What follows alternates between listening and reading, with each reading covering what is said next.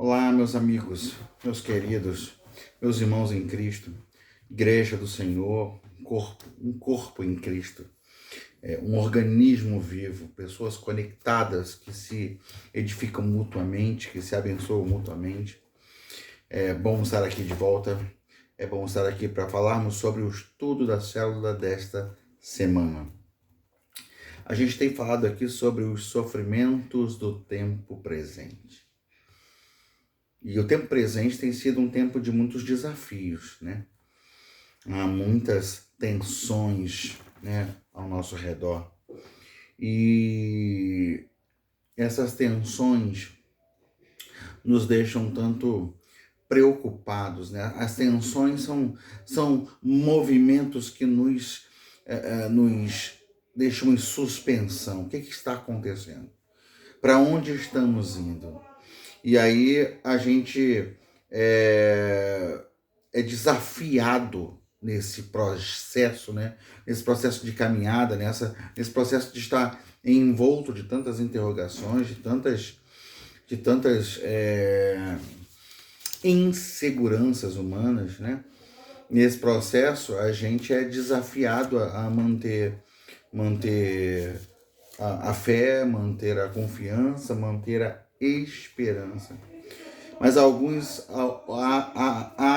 operam como se não houvesse esperança, não é verdade? Muitas aflições são superdimensionadas exatamente porque lhes falta algo muito importante e que é o que nós vamos falar hoje aqui. Vamos tratar hoje aqui. O tema do estudo dessa semana é a esperança não desaponta. Essa frase é muito interessante, ela é muito boa para a gente trabalhar. A esperança não desaponta. Há esperanças que podem desapontar. Porque como eu mesmo já falei isso muitas vezes na igreja, né? A gente, quando pensa em esperança à luz da Bíblia, a gente não pode pensar na esperança como um desejo, mero desejo, uma mera fantasia. A gente não pode pensar em esperança como um sonho bom. A gente usa a esperança para coisas tipo: eu tenho esperança que meu time vai ganhar o campeonato esse ano. Eu tenho esperança que vou passar naquela prova. A gente não tem nenhum problema chamar de esperança, mas no contexto bíblico, a esperança está relacionada a algo que efetivamente se espera. Não algo que se deseja. Não é algo que está a caminho e você está esperando por esse encontro. Você não vê agora, mas a vinda é certa e a chegada também. Entende? É uma esperança baseada em certezas. E essa esperança não desaponta, mas essas outras esperanças podem desapontar, né? Por exemplo, há uma frase muito comum aí que é a esperança é a última que morre. Será? E essa frase, ela não é errada, ela é certa. A esperança na verdade, ela não é a última que morre. A esperança não morre. A esperança no Senhor não morre. Mas a ideia de que a esperança é a última que morre é que quando falta tudo, você tem uma esperança, você espera alguma coisa. Ainda que não seja nada certo, nada cheio de convicção, mas você espera alguma coisa, você espera até que uma mudança aconteça, você se torna otimista, espera que no amanhecer venha uma novidade, né? Mas será que a pessoa que estudou para fazer o concurso e não passou no concurso, será que ela pensa que a esperança realmente é a última coisa que morre, ou a esperança dela morreu, ela ficou sem... talvez uma pessoa que estivesse na sua última oportunidade e não passou, né? De repente. Aquela pessoa que foi ao médico e ouviu o médico dizer: olha, infelizmente, não há esperança para você, não há o que a medicina possa fazer. Essa pessoa ia ter alguma esperança? ela teria condições de ter alguma esperança? Talvez alguma esperança genérica, mas alguma esperança que lhe trouxesse paz. Que essa esperança que o mundo tem aí é uma esperança que não traz paz, é uma esperança de que, será? Quem sabe? Aconteceu com fulano, aconteceu com ciclano. Será que pode acontecer comigo? Sabe? É alguma coisa que você espera, mas não é certo. Você tem um desejo de que aconteça. E esse texto de Paulo aos Romanos fala sobre uma esperança que não desaponta. Uma esperança que não decepciona. É uma esperança que vai ser satisfeita. Ele diz assim, desse texto de Romanos 5, a partir do versículo 3. Ele vem falando sobre outras coisas, ele diz não só isso, né? Mas também nos gloriamos nas tribulações. Nós nos gloriamos nas tribulações, por quê? Porque tribulações são extremamente produtivas. A tribulação produz a perseverança. E à medida que eu persevero, à medida que eu insisto, não desisto, eu vou sendo experimentado, né? A perseverança produz experiência. Na minha versão aqui, um caráter aprovado. Meu caráter foi aprovado, eu fui melhorando, eu fui transformado a cada dia a partir das experiências que vivi, enquanto perseverava. E esse caráter aprovado, ou essa experiência, produz o quê? Esperança. A experiência me faz crer que há coisas que eu posso esperar. Por exemplo, o salmista diz assim: o choro pode durar uma noite, mas a alegria vem pela manhã. Isso é um dado, uma experiência pessoal que virou um dado, alguma coisa que ele pode deixar de herança para outras pessoas, né? Foi uma percepção dele, olha, às vezes você tem noites de muitas lágrimas, mas quando acorda o dia, quando amanhece o dia, você tem condições de mudar a história, tem condições de se alegrar novamente, né? Então, a experiência nos faz perceber que a gente não precisa se desesperar como se desespera tanto em relação a tantas coisas, na verdade. E aí o texto está falando isso. A experiência produz a esperança, e a esperança não nos decepciona. Por quê? Porque Deus derramou o seu amor em nossos corações por meio do Espírito Santo que Ele nos concedeu. Ou seja, há uma esperança que não desaponta. Não é um sonho bom, não é um desejo muito forte por alguma coisa. Não é um tomara que aconteça, não. A esperança que não desaponta é uma esperança que tem mira, que tem foco, que tem objetivo. E é uma esperança que nos dá, inclusive, a condição de nos alegrarmos na tribulação. Esse é o processo. Eu me regozijo na tribulação, porque a tribulação ela produz perseverança. A perseverança produz experiência. A experiência produz esperança. Então, o fruto final da tribulação é esperança. A tribulação está produzindo esperança. Porque não é uma tribulação que é encarada como um fato isolado. Ela faz parte da minha escola. E eu sei que eu estou na escola. Eu tenho um entendimento que eu estou numa escola em que Deus me matriculou. E nessa escola eu preciso crescer, nessa escola eu preciso avançar, nessa escola eu preciso me desenvolver. Então eu estou intencionalmente usando a minha tribulação. Não só Deus usa a minha tribulação para me fazer mais forte, mas eu mesmo entendo como Deus faz as coisas, porque afinal de tribulação em tribulação eu já adquiri experiência. Não é isso que o texto está dizendo? Então, a partir disso, eu mesmo uso a minha tribulação, eu cresço com ela, eu olho para ela, eu a entendo como uma grande professora e absorvo o que há de melhor ali para eu crescer. E isso é muito importante. Paulo está falando deste lugar de experiência, deste lugar de conhecimento prático. A tribulação, ela é extremamente produtiva. A gente pode se alegrar, ainda que ela em si não dê motivo de alegria, mas a gente pode se alegrar por passar por tribulações, porque elas nos preparam, nos fortalecem. Eu não preciso ter esperança se tudo está nas minhas mãos.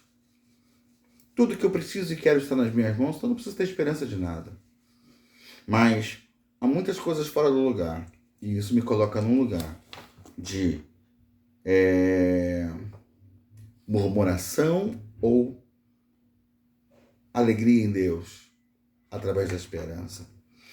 E diante de um mundo que inspira tanto sofrimento em tantos aspectos, um mundo que gera tantas inseguranças para nós, principalmente num país como o nosso, numa cidade como nossa, tanta violência, tanta corrupção nos cercando, um cenário de crise política, jurídica, e em todos os aspectos a gente vê tantas coisas nesse cenário todo. Como manter a esperança? Bom, se o camarada que não passou num concurso para o qual ele estudou muito tinha sua esperança no concurso, ele se frustrou. Se o camarada que estava num tratamento para uma doença muito grave recebeu uma sentença médica, mas a esperança dele estava nesse médico, pronto, ele está frito. O médico falou que não tem mais o que fazer. Mas se a gente desenvolve uma esperança que está em alguma coisa que existe além de tudo que eu vejo, tudo que eu toco, tudo que eu sinto, aí eu tenho condições de esperar por coisas maiores, por coisas melhores. Você lembra de Gênesis, a história de José do Egito? Gênesis 45, de 5 a 8, vai mostrar ali o momento em que José se apresenta para os seus irmãos, se revela para os seus irmãos. E aí naquele momento ele diz para os seus irmãos: olha, não chorem, não fiquem tristes, sabe? Não foram vocês que fizeram isso. Essa palavra sempre me impressiona. E nesse momento, o que José está mostrando? Sua experiência. Em meio à tribulação que ele viveu, naquele momento ele está louvando pelas tribulações. Naquele momento ele está se alegrando nas tribulações. Enquanto passava nas tribulações, ele foi firme, foi fiel ao Senhor, não entendia muito o porquê das coisas, mas naquele momento ele olha para as tribulações e louva a Deus pelas tribulações. Por quê? Porque ele entendeu que todo aquele processo que ele viveu foi um processo que Deus conduziu para que ele estivesse ali naquele momento junto com seus irmãos e pudesse guardar a sua família daquela fome terrível que estava sobre a terra. Veja, então ele está glorificando pelas tribulações, porque a tribulação fez com que ele perseverasse. Enquanto ele perseverava, a fé dele foi depurada. Enquanto ele perseverou quando foi vendido pelos irmãos, enquanto ele perseverou na casa de Potifar, enquanto ele perseverou na prisão, enquanto ele foi perseverando, a fé dele foi sendo depurada, purificada, foi sendo mais firmada, fundamentada, se tornou mais firme, preciosa. E aí, mediante essa perseverança em meio às coisas que viveu, ele foi tendo experiências de ver que o Senhor foi honrando ele em cada cenário, em cada momento. Deus foi honrando ele, abençoando a vida dele, confirmando a bênção de Deus sobre a vida dele, até que ele chega nesse momento de um cumprimento muito extraordinário das promessas de Deus na vida dele, de forma tão surpreendente que ele jamais podia imaginar que as coisas aconteceriam daquela forma. E aí ele encontra com os irmãos, as pessoas que mais magoaram seu coração em toda a vida, seus próprios irmãos. E aí, diante dos seus irmãos, ele vai, louva a Deus pelas tribulações, e entende que por causa das tribulações ele chegou naquele lugar. Então ele adquiriu experiência, e aí agora ele pode olhar para frente cheio de esperança, foi para que a nossa descendência não perecesse, foi para que a nossa família não fosse dizimada e destruída, que eu cheguei até aqui. Eu passei tudo isso para garantir a manutenção da nossa vida, da vida da nossa família, pelas promessas que Deus tem dado a nós, pelo futuro que Ele tem para nós. Ou seja, esperança. Ele está olhando para frente, está mirando em alguma coisa certa. Deus prometeu algo lá na frente. Eu não sei exatamente como Ele vai fazer, o que Ele vai fazer, mas Ele mostrou para mim que a promessa está de pé, porque no meio desse processo todo, Ele me trouxe até aqui para garantir a sobrevivência da minha família. O que é isso? Isso é uma esperança que não se desaponta. Por quê? Porque o amor de Deus é derramado em nossos corações. O amor está sendo derramado em nossos corações e nos fazendo entender que o segredo, a vitória não está em quando exatamente as tribulações acabam na vida da gente. A vitória está em passar pelas tribulações conscientes de que temos um destino que não vai falhar, porque temos um Deus que nos seguirá. A próxima semana, outra semana, a gente vai falar sobre paz. Deixo-vos a paz, a minha paz vos dou. Não vou lá dou como o mundo a dá. Eu não vou entrar na semana que vem, no assunto da semana que vem, vou ficar só no assunto de hoje, mas essa perspectiva de que a gente não precisa temer o que não entende. Não precisa se desesperar pelo que não se encaixa no nosso ideal de mundo, no nosso ideal de vida, na nossa expectativa para nós mesmos. Não precisamos. Nós precisamos perseverar. E, enquanto isso, crescer.